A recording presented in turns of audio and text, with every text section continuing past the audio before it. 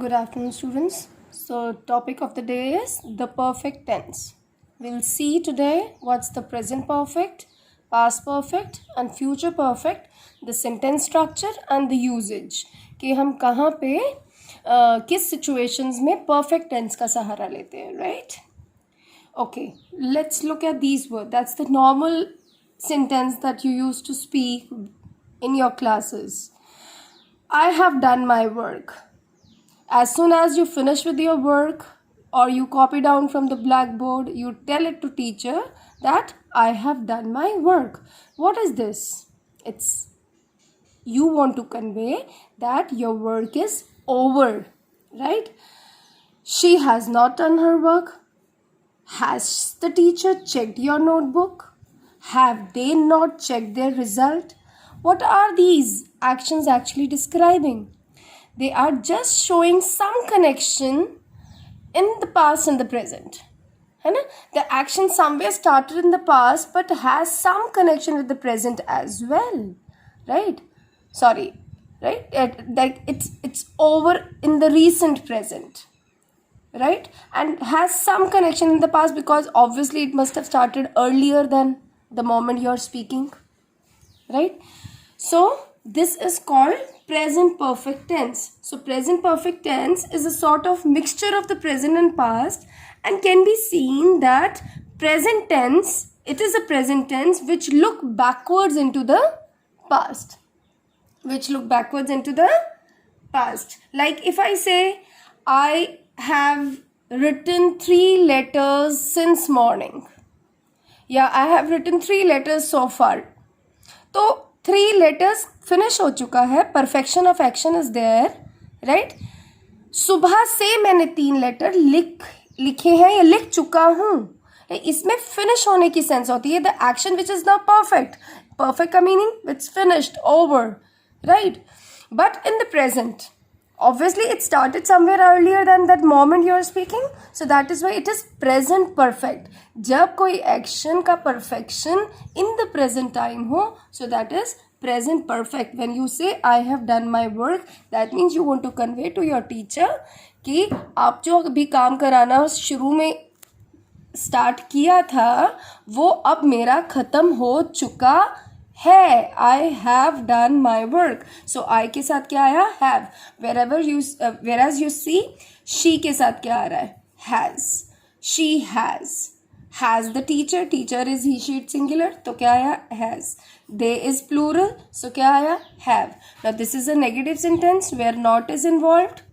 This is an interrogative sentence. We just brought the has have out. Again, this is interrogative, but again because it has not as well, so it is negative interrogative. So these are the 4 forms of sentences in the present perfect. Now let's look at the structure once again. A sentence structure: the subject plus has or have plus third form of verb. As you remember, like do, did, done. So what's the third form? It's done, right? I के साथ have done my work. Work is the object. Now कहाँ use करते हैं? What's the usage of it? To express an action that has just been completed, जो अभी finish हुआ है. For example, I have just had my evening tea. यहाँ had क्या है? Has, have, had. Has, have की जो second form होती है वो भी had होती है, third form होती है वो भी had होती है. तो यहाँ मैंने have को as a verb लिया. ये have इसके साथ है, I have, the main helping word. But this is the third form of verb. ठीक है, बीच में just extra word है, showing the time, recent time. I have had my evening tea. had की जगह taken भी हो सकता था, take, took, taken. I have taken my evening tea, just taken. She has just come, right? Secondly, to express an action which began in past and it's still having some continuity in the present. Like when I say we have lived here for 3 years. 3 साल पहले भी रहता था और अभी भी ये action हो रहा है. I'm still living.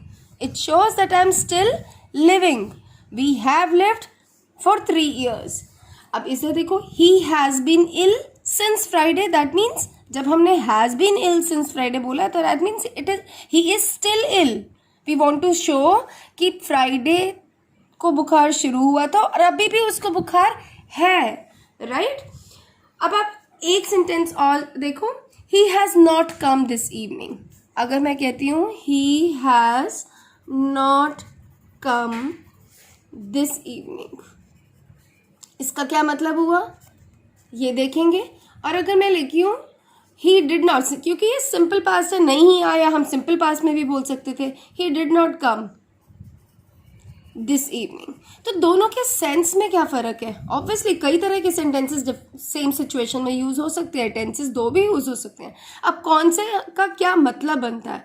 Look at this. अगर मैंने कहा he did not come this evening, that means जो ये इवनिंग है ना ये ख़त्म हो चुकी है. I want to show that evening is over now and वो नहीं आया शाम को, ठीक है. लेकिन जब मैं यहाँ बोल रही हूँ he has not come this evening, so I wanted to have some connection to the present as well. और ये इवनिंग अभी ख़त्म नहीं हुआ है, it's still evening. This shows that it is still evening और ये अभी तक नहीं आया, right. So that's the difference in using the present perfect tense. और हम प्रेजेंट परफेक्ट कहाँ यूज़ करते हैं. फॉर द पास्ट इवेंट्स जिनका टाइम ना दे रखा हो, whose time is not, we do like the time is indefinite, हमें नहीं पता कब, like right. Like I have been to Ambala thrice, मैं 3 बार जा चुका हूँ. We have seen the Taj Mahal, हम देख चुके हैं. अब नॉट डेफिनेट कि कब देखा था कब नहीं देखा था, सो जस्ट कि हम देख चुके हैं. अब इसमें जो ये है फॉर और सिंस बहुत यूज़ होता है, इसलिए मैंने फॉर और सिंस लिखा है. फॉर कब यूज़ होता है, जब हम कह रहे हैं it has been raining me, it has rained for 2 hours, so 2 घंटे, this is period of time.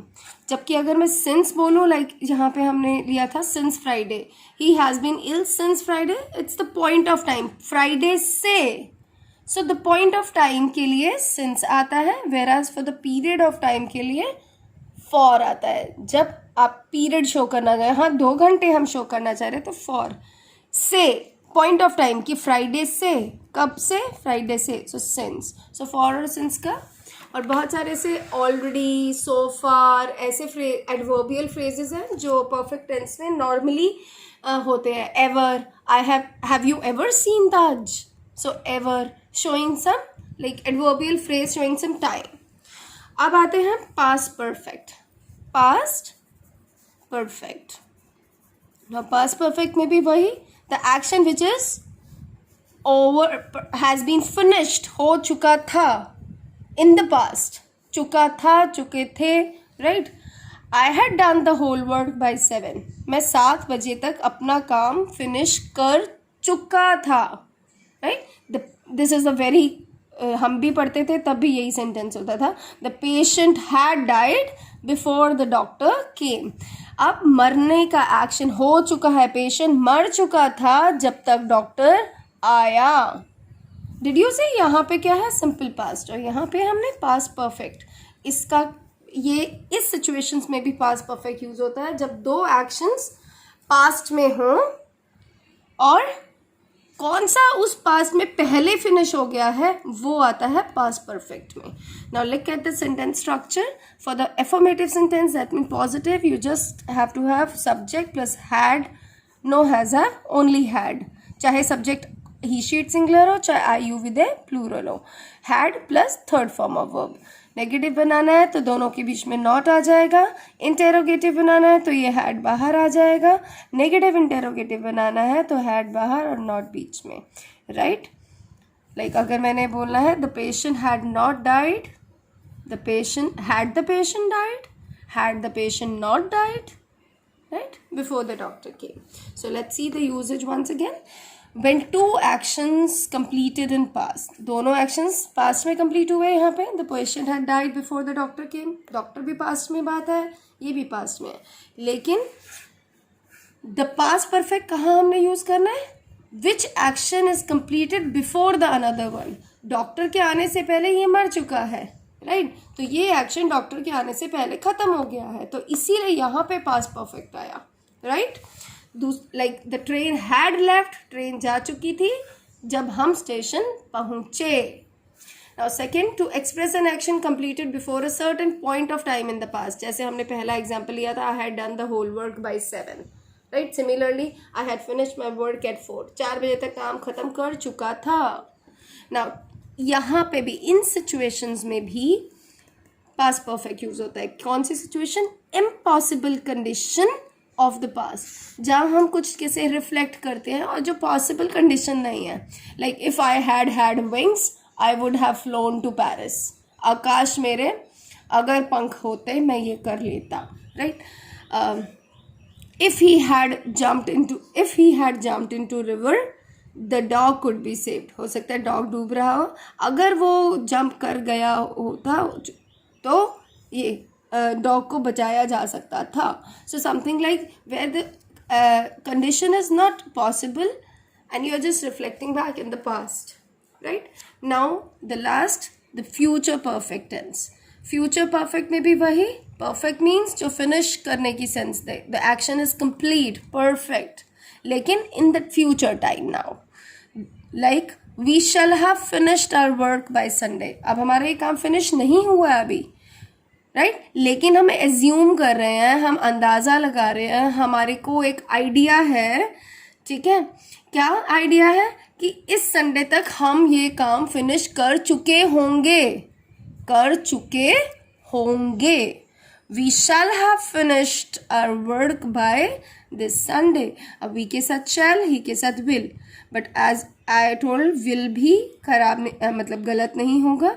But अगर ग्रामेटिकली देखें, आई यू वी दे प्लूरल के साथ shall, he she it singular के साथ will. Right?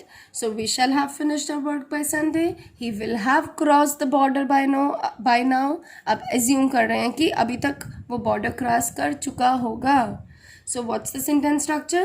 Subject plus will shall plus have plus third form of verb. Or usage as I just reflected, to express an action which is expected to be over at a given time in future. जहाँ हम ये सोचने हैं future में एक कोई given time है, उस तक वो एक्शन के फिनिश हो जाने की संभावना है.